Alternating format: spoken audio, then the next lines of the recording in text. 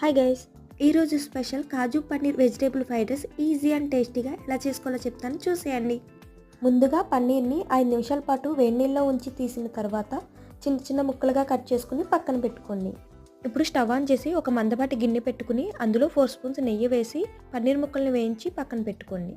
ఇప్పుడు అదే పాన్లో ఇంకాస్త నెయ్యి కానీ నూనె కానీ వేసి మసాలా దినుసులు అన్నీ వేయించుకున్నాక ఒక గుప్పెడు జీడిపప్పును కూడా వేయించుకోండి. ఇప్పుడు కట్ చేసిన ఉల్లిపాయ పచ్చిమిరపకాయ ముక్కలు, క్యారెట్ ముక్కలు, బీన్స్ ముక్కలు, 5 నిమిషాల పాటు వేడి నీళ్ళలో ఉంచి తీసిన పచ్చి బఠానీ, అలాగే మిల్లీ మేకర్, ఫ్రెష్గా దంచిన అల్లం వెల్లుల్లి పేస్ట్, వీటన్నిటిని ఒక్కొక్కటిగా వేసుకుంటూ 2 నిమిషాల పాటు ఫ్రై చేసుకోండి. తర్వాత రుచికి సరిపడా సాల్ట్ వేసుకుని 70% వరకు ఉడికించుకోండి.